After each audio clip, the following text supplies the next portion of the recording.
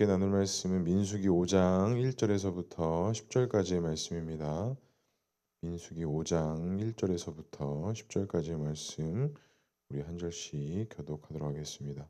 1절 제가 먼저 읽겠습니다.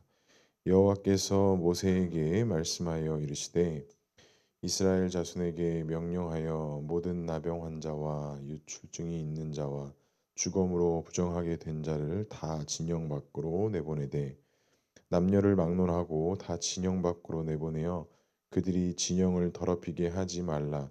내가 그 진영 가운데 거하느니라 하시매 이스라엘 자손이 그같이 행하여 그들을 진영 밖으로 내보냈으니 곧 여호와께서 모세에게 이르신 대로 이스라엘 자손에게 행하였더라.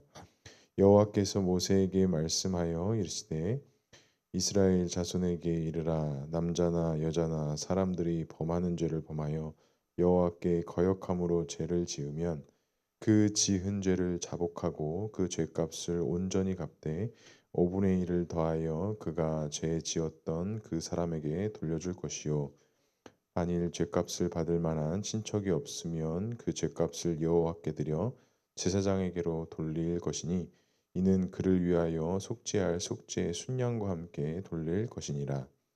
이스라엘 자손이 거제로 제사장에게 가져오는 모든 성물은 그의 것이 될 것이라. 함께 읽겠습니다. 각 사람이 구별한 물건은 그의 것이 되나니 누구든지 제사장에게 주는 것은 그의 것이 되느니라. 아멘. 오늘도 말씀과 기도의 자리에 나오신 성도님들을 사랑하고 축복합니다. 본문의 말씀을 통해서 귀한 음성 듣는 시간 되기를 소망합니다.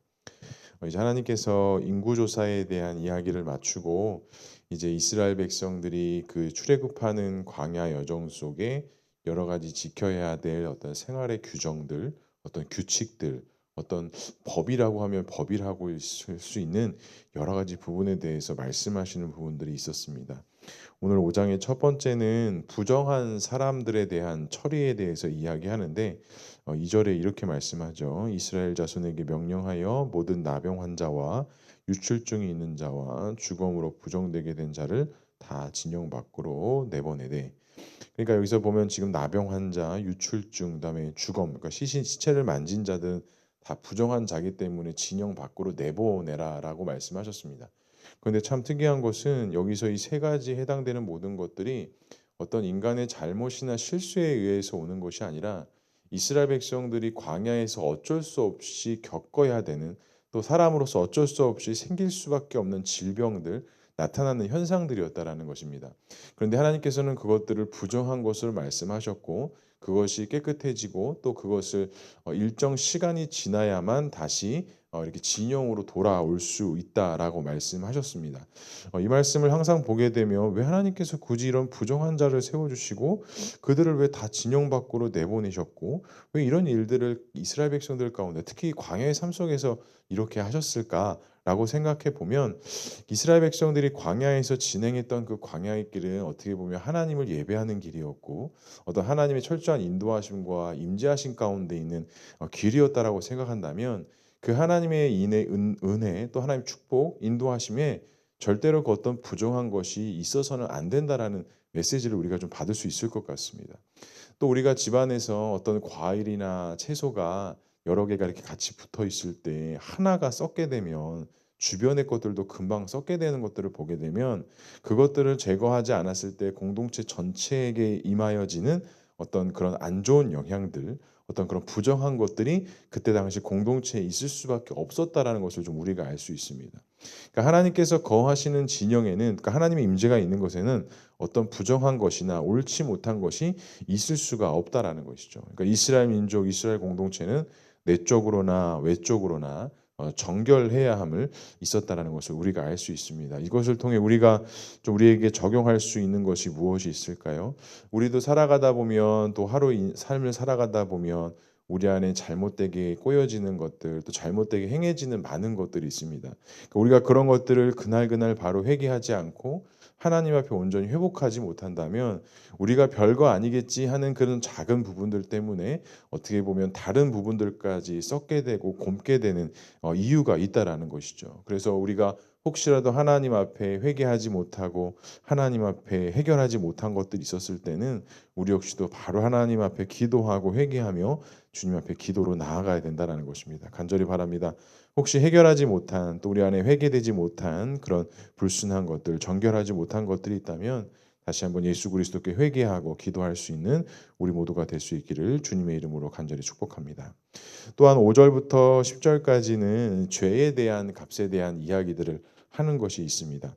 모든 사람이 죄를 범하였을 때, 특히 물질적인 죄를 범하였을 때 오늘 말씀해 보니까 5분의 1, 즉 20%에 해당되는 이자를 쳐서 그 주인에게 갚으라라고 말씀하고 있습니다. 근데 참 특이한 것은 그 주인이, 그러니까 돌려줄 주인이 없을 때는 그 친족에게서 갚고, 그 친족이 없을 때에는 제사장에게 드리라는 특별한 조항이 내려지는 것이죠.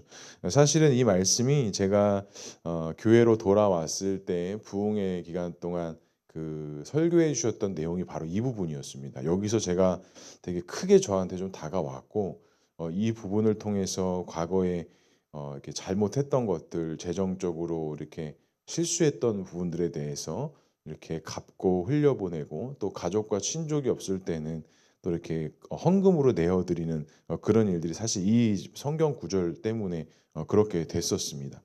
사실은 이게 좀 구약적 사고 방식이긴 하고, 또 예수님께서 오신 이후에 이런 모든 율법들이 다 파기된 것은 맞지만, 어찌 보면 우리가 그리스도인으로서 어떤 회개의 열매를 맺을 때 단순히 입술의 고백으로서만 회개가 아니라, 어찌 보면 회개에는 반드시 그 열매가 있어야 되고 그에 따르는 우리의 헌신과 희생이 있어야 된다라는 것을 좀 우리가 알 수 있습니다. 특별히 어떤 관계적인 부분들, 또 어떤 또 물질적인 부분들, 그 외 여러 가지 부분들에 있어서 우리가 좀 어긋남이 있었을 때는 분명히 그것들을 좀 해결하고, 또 그것들의 어떤 우리가 그리스도인으로서 이것들을 강조하고 또 나타내는 분명한 어떤 행함, 희생, 어떤 그런 열매들이 분명히 있어야 된다라는 것이죠. 하지만 이와 같은 모든 것들 가운데 했을 때 이건 구약적 사고기 방식이기 때문에 이때는 당연히 이렇게 이제 해야 되는 부분이었고, 만약에 우리는 오늘날 우리가 살아가는 이 시대 속에서 우리가 어떤 회개의 열매를 맺는다고 했을 때 정말로 조심하고 유의해야 될 것은 그 회개의 열매 속에 절대로 내 자신의 의가 드러나서는 안 된다라는 것입니다. 회개는 철저하게 하나님 앞에 드려지는 것이고 하나님 앞에 하는 것이기 때문에 우리가 사람과 사람 관계 어떤 용서를 구하고 어떤 관계적인 것들을 풀어나가고 또 물질적인 것들을 해결해 나갈 때 절대로 어떤 사람의 의나 우리의 영광이 드러나야 되는 것이 아니라 그것 안에 먼저 하나님의 영광과 하나님의 의가 반드시 있어야 된다는 것입니다. 그러니까 다시 말하자면 선행되어져야 될 것은 먼저 하나님 앞에 무릎 꿇고 기도하고 회개하는 것이 선행되어져야 되고, 그 다음에 인간적인 관계 회복이나 물질적인 빚진 것을 갚은 열매 맺는 것은 그 다음에 꼭 반드시 이루어져야 된다는 것입니다. 하지만 우리 안에 어떤 도덕적인 목적과 선행 때문에 이와 같은 선행되어져야 될 것들이 선행되지 못하고 그 다음에 이루어져야 될 것들이 선행되어지는 경우가 참 많이 있다라는 것이죠. 그러니까 철저하게 우리는 하나님 앞에 먼저 기도하고 하나님 앞에 철저하게 내려놓은 다음에 우리의 어떤 행함과 인도하심이 분명히 있어야 한다라는 것입니다. 그런데 어떻습니까? 우리가 어떻게 보면 기도하는 것보다, 하나님 앞에 간구하는 것보다 우리의 감정과 생각이 먼저 앞서서 행동이 먼저 이렇게 앞설 때가 많이 있다라는 것이죠. 하지만 오늘 하나님께서 이스라엘 백성들에게 죄값에 대한 이야기들을 하셨을 때도 분명히 하나님의 깊은 의도는 먼저 하나님 앞에 기도하고 먼저 회개하고, 또한 그 회개의 어떤 열매 과정 속에 철저하게 하나님의 영광만이 나타나야 되는 것이지, 절대로 어떤 인간의 의로움과 인간의 행함의 어떤 아름다운 결과가 먼저 나타나야 된다는 것은 절대로 아니다라는 것입니다. 또 한 가지, 마지막으로 한 가지 살펴볼 것은 이스라엘 백성들이 출애굽하는 그 과정과 여정 속에 얼마나 안 좋은 것들, 얼마나 문제들이 많았다라는 것을 좀 우리가 알 수 있습니다. 오늘은 부정한 자, 또한 어떤 죄를 지은 값을 빚진 자에 대한 이야기를 하지만, 또 내일 부분부터 그 다음 부분부터 보면은 참 우리의 눈살을 찌푸리게 하는 내용들, 또 이 시대에도 똑같이 나타날 수밖에 없는 여러 가지 문제들이 이 안에 또 그들 이스라엘 백성들 가운데 있었다는 것을 알 수 있습니다. 그러니까 이 인간의 죄성이 과거나 지금이나 앞으로나 변하지 않는다는 것을 우리가 알 수 있고요. 우리가 하나님의 도우심, 인도하심 없이는 절대로 이런 어떤 죄악 가운데에서 자유로울 수 없고, 이것 가운데서 해방될 수 없다라는 것을 우리가 알 수가 있습니다. 사랑하는 성도 여러분, 오늘 하루도 우리가 주님께서 허락하신 삶을 살아갈 때 우리가 무엇을 붙잡고 무엇을 의지해야 되느냐? 나의 의로움과 나의 어떤 경험과 감정을 붙잡는 것이 아니라 우린 철저하게 하나님을 붙잡고 의지하는 삶을 살아야 한다는 것입니다. 그리고 혹시 관계적으로나 물질적으로나 빚지거나 우리가 해결해야 될 부분들이 있으십니까? 주님 앞에 믿음으로 기도하시고 회개하시고 하나님께서 어떻게 그것들을 풀어나가기를 원하시는지를 기도하시는 가운데 하나님 말씀에 순종하고 나아갈 수 있는 저와 우리 모두가 될 수 있기를 주님의 이름으로 간절히 축복합니다. 그래서 오늘 하루도 우리의 영광, 우리의 의가 드러나는 것이 아니라 하나님의 영광, 하나님의 의를 나타내고 예수님의 십자가만을 나타낼 수 있는 귀하고 복된 하루 될 수 있기를 주님의 이름으로 간절히 축복합니다. 함께 기도하겠습니다. 사랑하는 하나님 감사합니다. 오늘도 우리에게 귀하고 복된 날 주시고 하나님 앞에 기도하고 예배하며 말씀 가운데 나아가게 하시니 주님 감사합니다. 주님, 우리가 언제나 하나님 앞에 거룩한 하나님의 자녀로서 우리가 우리의 삶 속에서 그 거룩함을 추구하게 하시고 또한 그 거룩함의 동기와 목적이 나의 의로움을 나타내는 것에 있는 것이 아니라 하나님의 영광과 예수 그리스도의 영광을 나타낼 수 있는 그런 선함의 동기를 가지고 우리가 행할 수 있도록 주님 인도하여 주시옵소서.